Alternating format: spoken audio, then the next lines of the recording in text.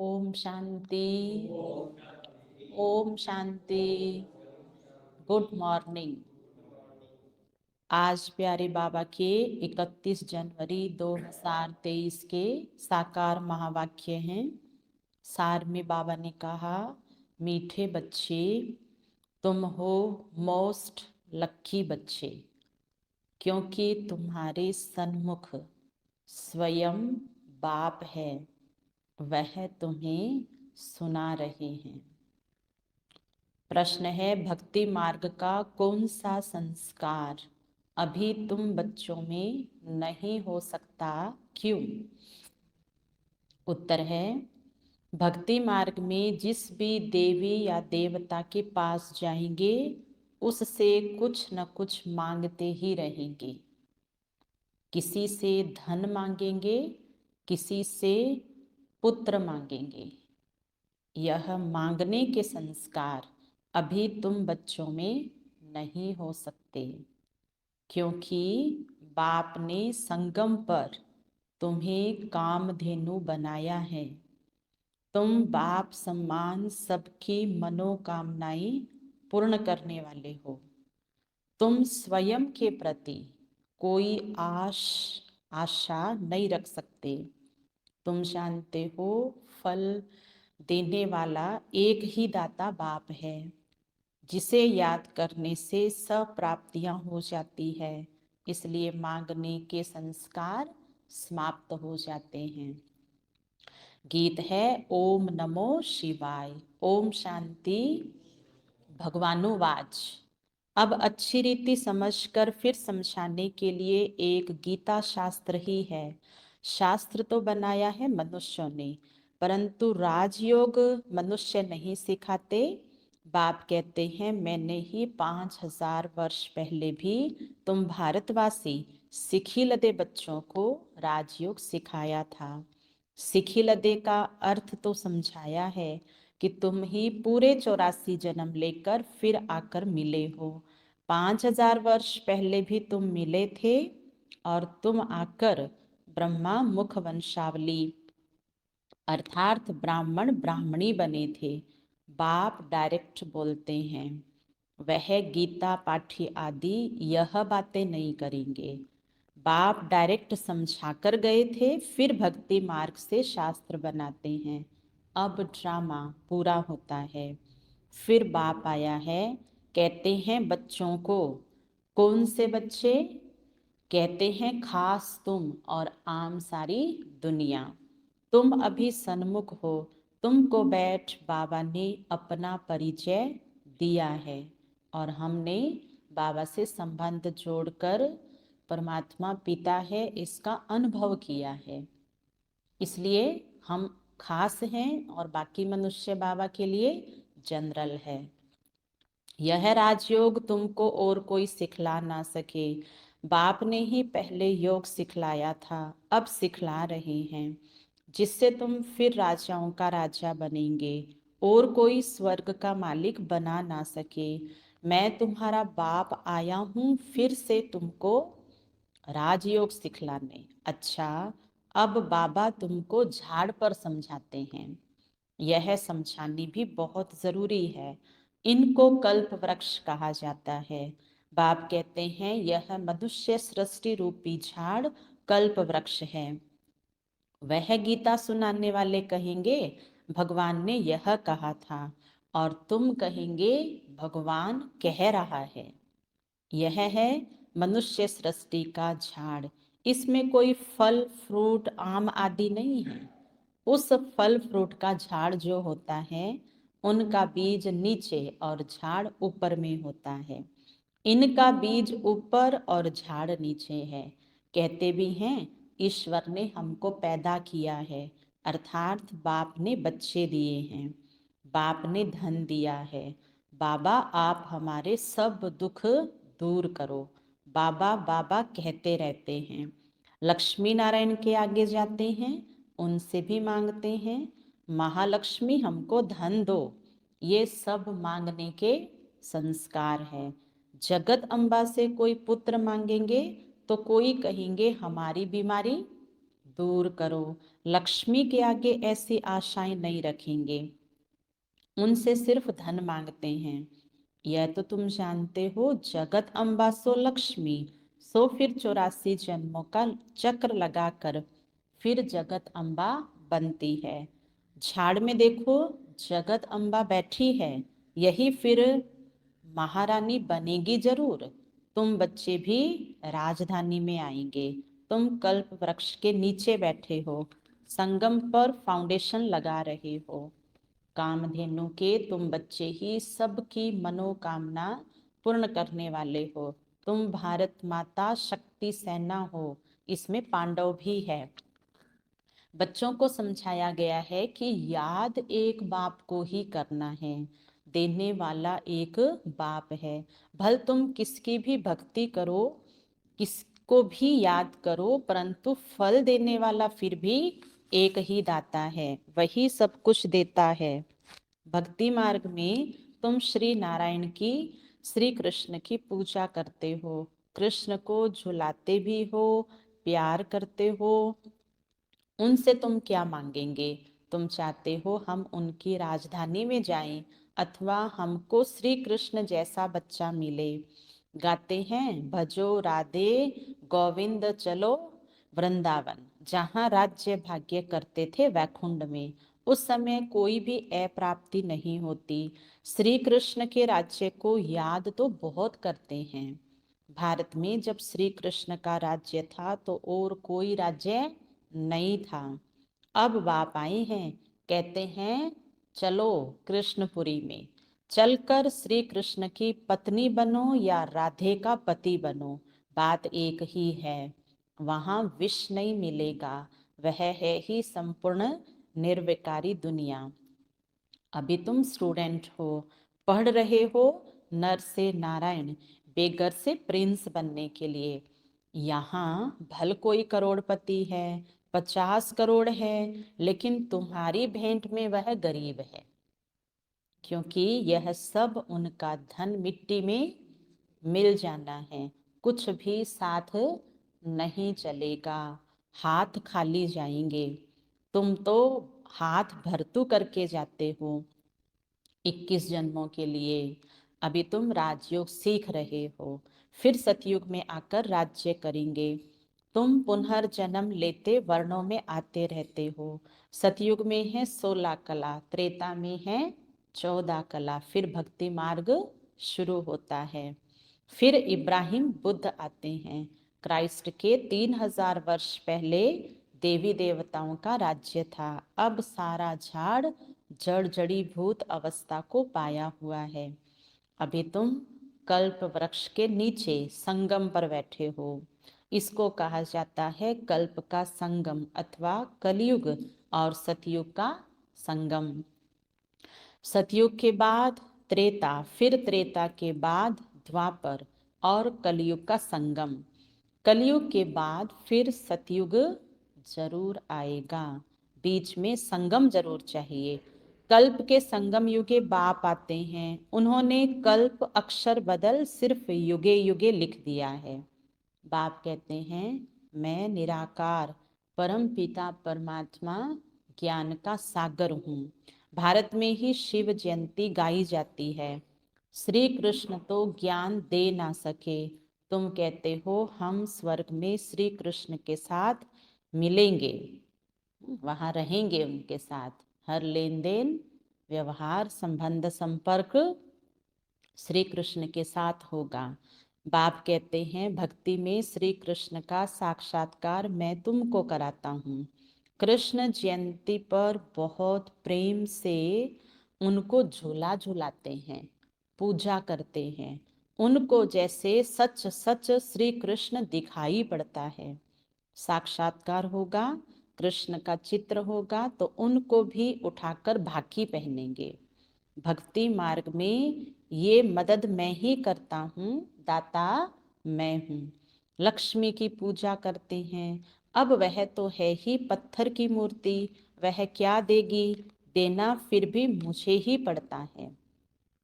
साक्षात्कार भी मैं ही कराता हूँ, यह भी ड्रामा में नोंद है। जैसे कहते हैं परम पिता परमात्मा के हुक्म से पत्ता पत्ता हिलता है, क्योंकि वह समझते हैं पत्ते पत्ते में परमात्मा है। क्या परमात्मा बैठ पत्ते को हुक्म करेंगे क्या कि अब तुम हिलो? यह तो ड्रामा बना हुआ है। अभी तुम जैसी एक्ट कर रहे हो वह कल्प के बाद भी तुम ऐसे ही करेंगे ना। अविनाशी आत्मा और अविनाशी आत्मा के द्वारा किया जाने वाला प्रत्येक कर्म अविनाशी है। जो कुछ शूटिंग में शूट हुआ वही चलेगा, उसमें कुछ फर्क नहीं पड़ सकता। ड्रामा को भी अच्छी रीति समझना है। बाप समझाते हैं बेहद का सुख कल्प कल्प भारत को ही मिलता है, परंतु जो ब्राह्मण बनते हैं वही वर्णों में आते हैं, 84 जन्म लेते हैं, फिर औरों के जन्म नंबरवार कम होते जाएंगे। कितने छोटे छोटे मठ पंथ है, भल उनों की महिमा है क्योंकि पवित्र है। स्वर्ग का रचयिता तो बाप है, और कोई मनुष्य थोड़े ही स्वर्ग रचेगा। फिर राजयोग भी कोई सिखलावे। अभी तुम श्री कृष्णपुरी में जाने के लिए राजयोग सीख रहे हो। पुरुषार्थ हमेशा ऊंचा करना चाहिए। तुम कहते हो श्री कृष्ण जैसा बच्चा मिले, श्री कृष्ण जैसा पति मिले, श्री कृष्ण ही श्री नारायण बनता है, फिर श्री कृष्ण जैसा क्यों कहते? तुमको तो कहना चाहिए नारायण जैसा पति मिले। नारद ने भी कहा हम लक्ष्मी को वरें, राधे के लिए नहीं कहा। बाप समझाते हैं तुमको कृष्णपुरी चलना है तो खूब पुरुषार्थ करो। वह है श्री कृष्ण का दैवी कुल, कंस का है आसुरी कुल। तुम अभी हो संगम पर। शूद्र संप्रदाय तो ब्राह्मण ब्राह्मणी कहला ना सके। जो ब्राह्मण न कहलाए वह शूद्र वर्ण के हैं। और ये भारत की बात है। भारत ही स्वर्ग बनता है, फिर भारत ही नरक बन जाता है। लक्ष्मी नारायण को भी 84 जन्म ले रजो तमो में आना ही है, जबकि वह भी चक्र में आते हैं। तो बुद्ध आदि वापिस निर्वाण धाम में कैसे जा सकते? कोई तो कह देते कृष्ण सर्वव्यापी है। जिधर देखो कृष्ण ही कृष्ण है। राम के भक्त कहेंगे राम सर्वव्यापी है, वह कृष्ण को नहीं मानेंगे। बाबा के पास एक राधा पंथी आया था, कहता था राधे ही राधे, राधे हाजिरा हजूर है, तेरे में मेरे में राधे ही राधे है। गणेश का पुजारी कहेगा तेरे में मेरे में गणेश ही गणेश है। क्रिश्चियंस फिर कहते क्राइस्ट गॉड का सन है। अरे क्राइस्ट सन था तो तुम किसके सन हो? अनेक मत मतांतर है, रास्ता कोई को भी मिलता नहीं है। सिर्फ माथा टेकते और भटकते रहते हैं। मुक्ति और जीवन मुक्ति भगवान ही देंगे ना, उनसे हम क्या मांगे? कोई को पता ही नहीं। बाप को न जानने के कारण निधन के बन गए हैं, फिर धनी आकर धन धनी का बनाते हैं। मनुष्य कितने धक्के खाते हैं, समझते हैं भक्ति से भगवान मिलेगा। बाप कहते हैं मैं आता ही हूँ अपने समय पर। भल कोई कितना भी पुकारते हैं, परंतु मैं आता हूँ संगम पर। एक ही बार भारत को स्वर्ग बनाए सबको शांति में भेज देता हूँ। फिर नंबरवार अपने अपने समय पर आते हैं। जो देवी देवता थे वह भी सब आत्माएं बैठी हुई हैं, फिर से अपना राज्य भाग्य ले रहे हैं। अभी तो देवी देवता धर्मी नहीं हैं, सब अपने को हिंदू कहलाने लग पड़े हैं। ड्रामा अनुसार फिर भी ऐसा होगा। जो कुछ हो चुका है वह फिर रिपीट होगा। फिर ऐसे हम चक्र में आएंगे, इतने जन्म लेंगे। हिसाब निकालो, एक धर्म वाले पीछे कितने जन्म लेंगे? झाड़ पर समझाना बहुत सहज है, आपे ही मनुष्यों को टच होगा। कि कोई की प्रेरणा से यह विनाश ज्वाला की तैयारी हो रही है। यूरोपवासी यादव बॉम्ब्स बनाते हैं, वह भी कहते हैं हमको कोई प्रेरणा देने वाला है। हम जानते हैं कि इससे हम अपने ही कुल का विनाश करते हैं। न चाहते हुए भी यह मौत का सामान बनाते हैं। धीरे धीरे प्रभाव पड़ेगा, धीरे धीरे झाड़ बढ़ता है ना। कोई कांटे से कली, कोई फूल बनते हैं। कोई कोई फूलों को भी तूफान लगता है तो खिला हुआ फूल मुरझा जाते हैं। बाबा ने कल्प कल्प कहा था, आश्चर्यवत मेरे से मुरली सुनंती, फिर मेरी मुरली सबको सुनावंती, कथा बना के कथनती।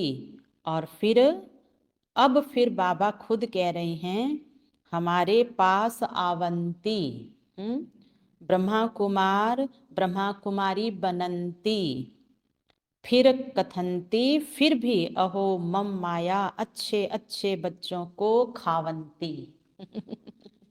देखो बाबा का कितना सुंदर कहने का ढंग है। कहते देखो देखो कैसे कैसे आए मेरे पास, आश्चर्य लगा, बहुत अच्छा, ऐसा ज्ञान, ऐसा बाबा कहीं नहीं देखा, कहीं नहीं सुना। अब तो बस हम दिन रात बाबा की महिमा सबको सुनाएंगे। हम तो अब बन गए हैं ब्रह्मा कुमार और बन गए हैं ब्रह्मा कुमारी। हम वैरागी, हम तो त्यागी, हम तो हमसे ना कोई कम ना हमसे कोई ज्यादा, है ना, उल्टा ही हो गया। और अब बाबा कह रहे हैं वो मेरे बच्चे कहाँ हैं। जब खाई गई माया तो वो दिखाई दिखाई नहीं दे रहे हैं। तो अहो मम माया अच्छे अच्छे बच्चों को खावंती, खा गई। आगे चलकर देखना कैसे अच्छे अच्छे बच्चे भी खत्म हो जाते हैं। जो पास्ट हो गया सो फिर अब प्रेजेंट में बाप समझाते हैं। फिर भक्ति मार्ग में शास्त्र बनाएंगे। यह ड्रामा ऐसा बना हुआ है। अब बाप आकर ब्रह्मा द्वारा सभी वेदों शास्त्रों का सार समझा रहे हैं। जो धर्म स्थापन करते हैं उनके नाम पर ही शास्त्र बनाते हैं, उसको धर्म शास्त्र कहा जाता है। देवी देवता धर्म का शास्त्र एक ही गीता है। हर एक धर्म का एक शास्त्र होना चाहिए। श्रीमद् भगवत गीता ठीक है, भगवानोवाच है। भगवान ने आदि सनातन देवी देवता धर्म की स्थापना की। यह है सबसे प्राचीन धर्म। हर एक धर्म का अपना अपना शास्त्र है और पढ़ते रहते हैं। अभी तुम देवता बनते हो लेकिन तुमको शास्त्र पढ़ने की दरकार नहीं है।